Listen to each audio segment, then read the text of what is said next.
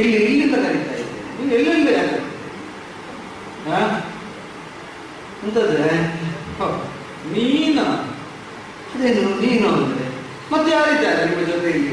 ನಾನೇ ಹೇಳಿದ್ದು ಸ್ವಾಮಿ ಅನ್ನುವಾಗ ನಾನು ಯಾರನ್ನು ಅಂತ ಆಲೋಚಿಸಿಲ್ಲ. ಯಾಕೆ ನೀವು ನನ್ನ ಸ್ವಾಮಿ ಅಲ್ವಾ? ಅಲ್ಲ, ನೀನಾಗ ನಾನೇ ಸ್ವಾಮಿ. ಈಗ ನಮಗೂ ಸ್ವಾಮಿ ಇದ್ದಾನೆ, ಹಾಗಾಗಿ ಯಾರು ಸ್ವಾಮಿ ಅಂತ ಯೋಚಿಸುವಾಗ ಆಗಲಿ ನಿಮ್ಮನ್ನು ಸ್ವಾಮಿ ಅಂತ ಅಂಗೀಕರಿಸಿ ನಿಮ್ಮ ಜೊತೆಯಲ್ಲೇ ಒಡನಾಡ್ತಾ ಇರುವ ನಾನೀಗ ನಿಮ್ಮನ್ನೇ ಕಟ್ಟ. ಇಲ್ಲಿಗ ಬೇರೆ ಸ್ವಾಮಿ ಇಲ್ಲ. ನಿಮ್ಮ ಮನಸ್ಸಿಗೆ ಸ್ವಾಮಿನಿಯಾಗಿ ಅಂಗೀಕರಿಸಿರಬಹುದಾದ ನಾನೇ ಕಟ್ಟ. ಏನು ಅಂತ ನಾನು ಕೇಳಬೇಕಾದ ಪ್ರಶ್ನೆ, ನೀವೇನು ಕೇಳಿ ಇದೆಂಥದ್ದು? ಅಲ್ಲ ಕಳೆದದ್ದೇನು ಅದೇ ಇದೆಂಥದ್ದು ಅಂತ ಕೇಳೋದಕ್ಕೆ ಬೇಕಾದದ್ದು. ಯಾಕೆ ಹೀಗೆ ಅಂತ ಅಲ್ಲ, ಎಂಥದ್ದು ವ್ಯವಸ್ಥೆ ಯಾಕೆ ಹೀಗೆ ಅಂದ್ರೆ ನಿನಗಾದ ಅನುಭವ ಯಾವುದು ನನಗೆ ಗೊತ್ತಾಗಬೇಕು. ಅಲ್ಲ, ನಿಮ್ಮನ್ನು ನೋಡುವುದೇ ಈ ಸ್ಥಿತಿಯಲ್ಲಿ ನೋಡುವುದೇ ಒಂದು ಭೀಕರ ಅನುಭವ.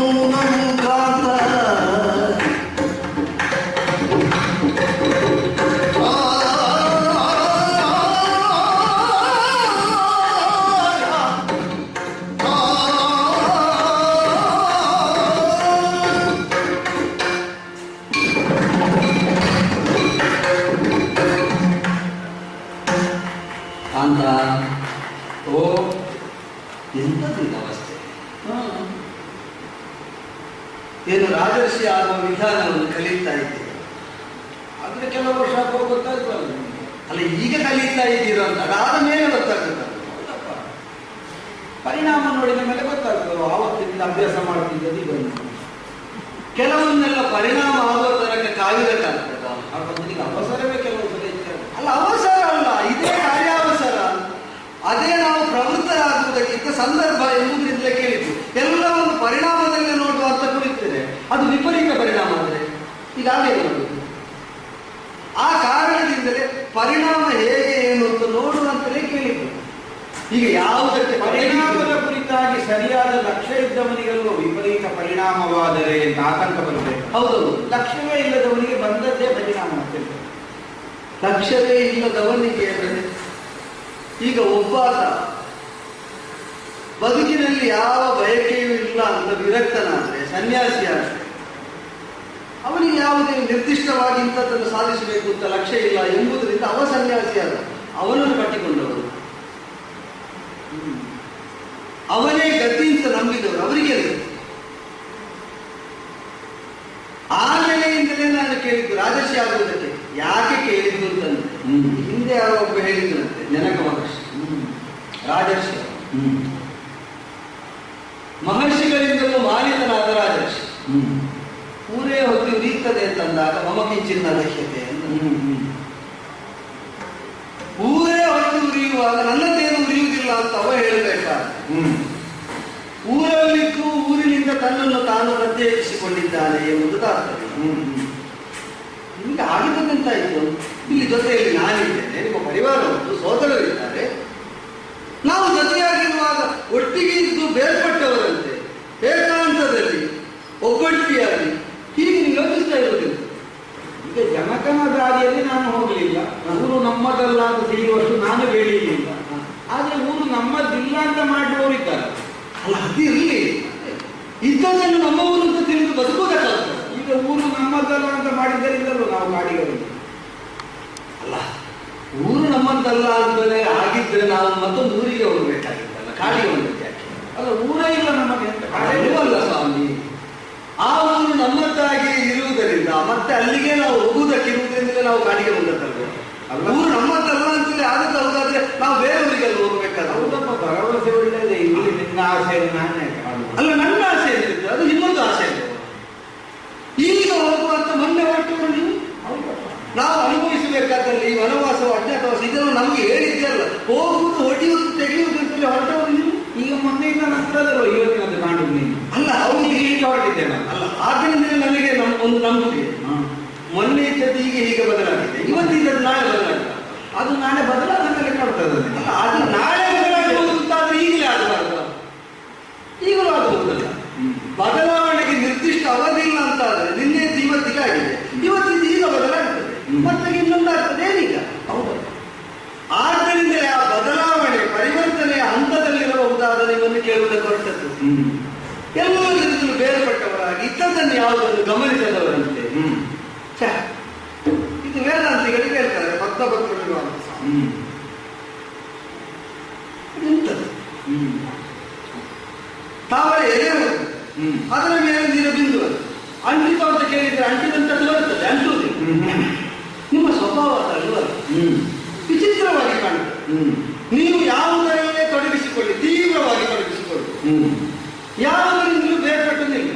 ಅದು ಮತ್ತೆ ನಿಮಗೆ ಬೇರೆ ಬೇರೆ ಬೇಕಾದಂತೆ ತೋರ್ಪಡಿಸ್ತಾ ಬೇಡವಾದದ್ದನ್ನು ಬಯಸುವುದು, ಅಥವಾ ಬೇಡವಾದದ್ದನ್ನು ಬೇಕೆಂದು ಕೇಳುವುದಕ್ಕೆ ಹೋಗುವುದು, ಇಂಥದ್ದೆಲ್ಲ ನಾಟಕ, ತೋರಿಕೆ, ಅದರಲ್ಲಿ ನಿಮ್ಮ ವ್ಯಕ್ತಿತ್ವ ಚಾರಿತ್ರ್ಯಗಳಲ್ಲಿ ಇಲ್ಲದೆ. ಅದು ಇರುವುದಾದ್ರೆ ಈಗ ನೀನು ಬಂದಾಗ ನಿನ್ನ ಹತ್ರ ಯೋಗಕ್ಷೇಮ ಮಾತಾಡುದಿಲ್ಲ. ಅಲ್ಲ, ಅದು ಗೊತ್ತಾಯ್ತು. ಆದ್ರೆ ನಾನು ಬರುವಾಗ ನೀವು ಈ ಸ್ಥಿತಿಯಲ್ಲಿ ಹಾಕಿದ್ದೀರಿ. ಸಂಸಾರದಲ್ಲಿದ್ದು ಒಬ್ಬ ವಿರಕ್ತನಂತೆ ನನಗೆ ಈ ಕಂಡದನ್ನು ಆಧರಿಸಿ ಏನಿದು ಕಾಲ ಆಕರ್ಷಣೆ ಕಳ್ಕೊಂಡವರು ವಿರಕ್ತರಾಗಬಹುದು. ಒಂದು ಮಾತು ಏನು, ಈಗ ಸಂಸಾರದಲ್ಲಿ ಇಲ್ಲದೇ ಇದ್ದವನಿಗೆ ಸಂಸಾರ ಬಿಡ್ಲಿಕ್ಕಲ್ಲ. ಆದ್ರೆ ಸಂಸಾರದಲ್ಲಿ ಇಲ್ಲದೇ ಇದ್ದವನಿಗೆ ಸಂಸಾರ ಬಿಡ್ಲಿಕ್ಕೆ ಆಗುವುದಿಲ್ಲ. ಅಲ್ಲ, ಇನ್ನೊಂದುಂಟು, ಅದರ ಇನ್ನೊಂದು ಮುಖ ಉಂಟು. ಸಂಸಾರ ಬಿಟ್ಟವನಿಗೂ ಸಂಸಾರದಲ್ಲಿ ಇಲ್ಲದಿರ್ಲಿಕ್ಕೆ ಆಗ್ತದೆ. ಸಂಸಾರ ಬಿಟ್ಟವನಿಗೂ ಸಂಸಾರದಲ್ಲಿ ಇಲ್ಲದೆ ಇರುವುದಕ್ಕಾಗುವುದಿಲ್ಲ. ಆದ್ದರಿಂದಲೇ ಸಂಸಾರವಿರುವುದು ಅನಿವಾರ್ಯ. ಆದ್ದರಿಂದಲೂ ನೀನು ಬಂದಾಗ ಸ್ವಾಮಿ ನನ್ನ ಹೋಗದ್ದು ಸರಿ. ಅಲ್ಲ, ಅಷ್ಟು ಹೇಳಿದ್ರಿಂದ ನಾನು ಮಾತಾಡಬೇಕು.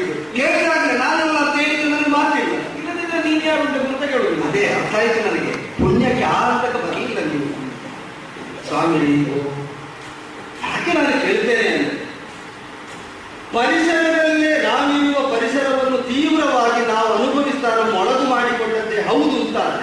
ಎಂಥವರು ಉತ್ತೇಜಿತರಾದ ಒಂದು ಸನ್ನಿವೇಶದಲ್ಲಿ ನೀವು ಹೀಗೆ ನಿಷ್ಕ್ರಿಯರಾಗಿ ನಿಸ್ತೇಜರಾಗಿದ್ದದನ್ನು ಕಂಡೆ ಚೋದ್ಯ ಅನಿಸಿತು ನನಗೆ. ಏನಪ್ಪ ಅದು ಜೀವನೋತ್ಸಾಹವನ್ನೇ ಹೆಚ್ಚು ಮಾಡಬಹುದಾದಂತಹ ಒಂದು ಸನ್ನಿವೇಶ ಸೃಷ್ಟಿಯಾಗಿ ನನಗೆ ಗೊತ್ತಲ್ಲ.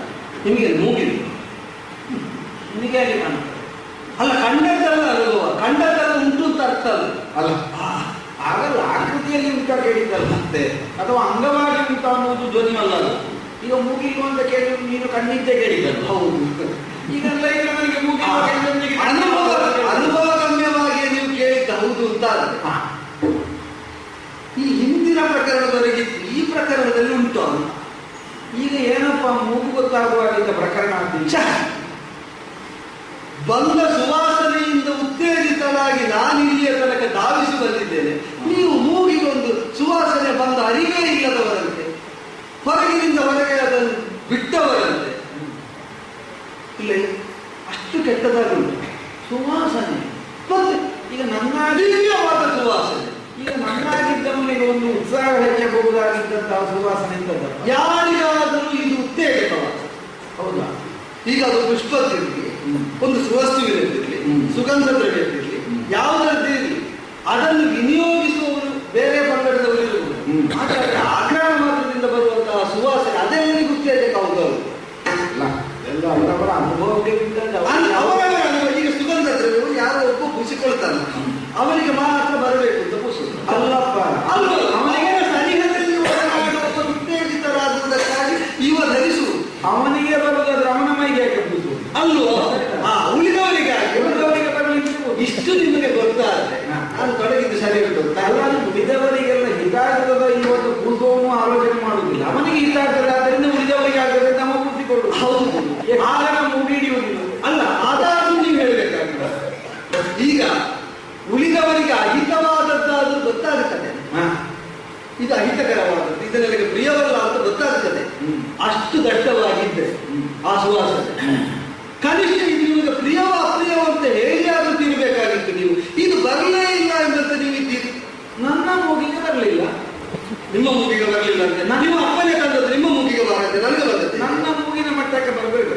ನಿಮ್ಮ ಮೂಗಿನ ಮಟ್ಟಕ್ಕೆ, ನಿಮ್ಮ ತಲೆಯ ಮಟ್ಟದಲ್ಲಿ ಇದ್ದವರು ತಂದದ್ದು ನಿಮ್ಮ ತಂದೆ, ನನ್ನ ಮಾವ.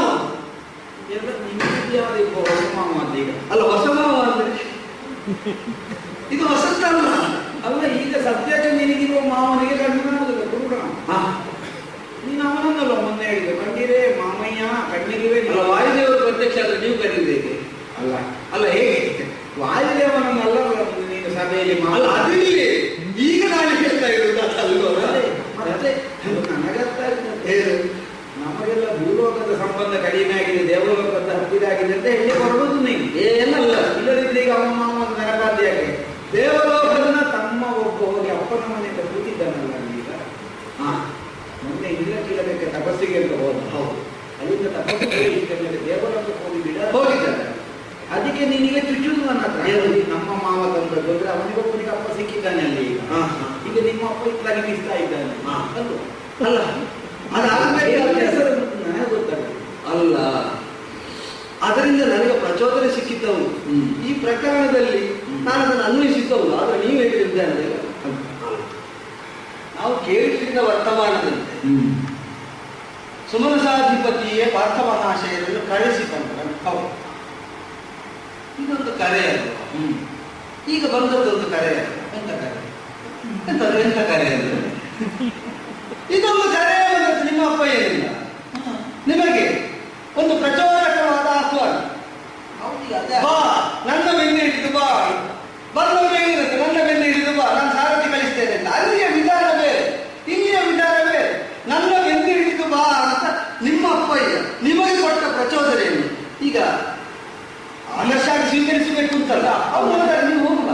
ಅಪ್ಪ ನನ್ನದಲ್ಲ, ಮಾವ ನನ್ನದಲ್ಲ, ಮತ್ತೆ ಅದಕ್ಕೆ ಮಧ್ಯವರ್ತಿಯಾಗಿ.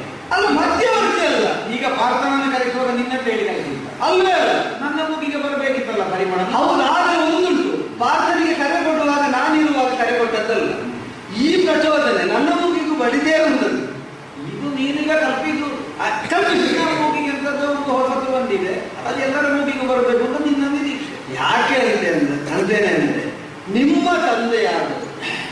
ನನ್ನನ್ನು ಒಳಗೊಂಡಂತೆ ಎಲ್ಲರನ್ನೂ ಪ್ರಚೋದಿಸುವಂತಹ ಒಂದು ದಿವ್ಯ ಸುಮಗಂಧವನ್ನು ಈ ಪರಿಸರದಲ್ಲೆಲ್ಲ ಪಸರಿಸುವಂತೆ ಮಾಡಿದ್ದನ್ನು ಗಮನಿಸಿ ಉತ್ತೇಜಿತರಾಗಿ ನಾನು ಬಂದರೆ ನೀವು ಅದನ್ನು ಗ್ರಹಿಸಿದ್ದೇ ಇಲ್ಲ ಎಂಬ ಹಾಗೆ. ಸ್ವಾಮಿ, ವಾಸನಾ ಬಲವನ್ನು ಕಳೆದುಕೊಂಡ ಅಪಾಯ ಉಂಟು ಅಲ್ಲ. ವಾಸನಾ ಬಲದಿಂದಲೆಲ್ಲ ಹುಟ್ಟುವುದು, ಅದನ್ನು ಅನುಭವಿಸುವುದು. ಆದ್ದರಿಂದಲೇ ನಾನು ಹೇಳಿದ್ದೀನಿ, ಹುಟ್ಟೇ ಇರುವುದು ವಾಸನೆಯ ಬಲದಿಂದ. ಆದ್ದರಿಂದ ಮಧ್ಯದಲ್ಲಿ ನಮಗೆ ಬೇಡ ಅಂತ ನಾವು ಬಿಡುವಾಗಿಲ್ಲ. ಆದ್ದರಿಂದ ವಾಸನೆ ಹುಟ್ಟಿದಲ್ಲಿ ಬಂದಿದ್ದಾನೆ ಅಂತ ಹೇಳಲಿಕ್ಕಿಲ್ಲ. ಹೌದು, ಹುಟ್ಟಿದಲ್ಲಿಂದ ಸಾಯುವಲ್ಲಿಯ ತನಕ ವಾಸನೆಯ ಬಲದಿಂದಲೇ ಉಚಿತವಾದದ್ದೇ ಅವರು, ಸುವಾಸನೆ ಅವರು, ದುರ್ವಾಸನೆ ಅವರು, ಈ ಯುಕ್ತಾಯುಕ್ತ ವಿವೇಕದಿಂದಲೇ ಮುನ್ನಡೆದರೆ ನಿಮಗೆ ನಿಜವಾಗಿ ಬಿಡಿಸಿಕೊಳ್ಳಬೇಕು ಅಂತಿದ್ದರೆ, ಇದ್ದ ಸ್ಥಿತಿಯಿಂದ ಬಿಡಿಸಿಕೊಳ್ಳಬೇಕು ಅಂತಿದ್ದರೆ ಅದು ಹುಟ್ಟಿರುವುದು, ಹುಟ್ಟಿನ ಮಧ್ಯದಲ್ಲಿ ಪ್ರಾಪ್ತವಾದ ಸನ್ನಿವೇಶ ಇರುವುದು, ಆ ವಾಸನೆಯ ಬೆನ್ನತ್ತಿಯೇ ಹೋಗಬೇಕು, ಅದರಲ್ಲಿ ತೊಡಗಿಸಿಕೊಂಡೇ ಬಿಡುಗಡೆ ಪಡೀಬೇಕು. ಇದು ಹೌದು ಅಂತಾದರೆ ಈಗ ಸ್ವಾಮಿ, ಇದೊಂದು ಯುಕ್ತವಾದ ಸುವಾಸನೆ, ಒಳ್ಳೆ ಒಂದು ಸುಮದ ವಾಸನೆ ಅಂತ ನನಗೆ ಕಾಣುತ್ತದೆ.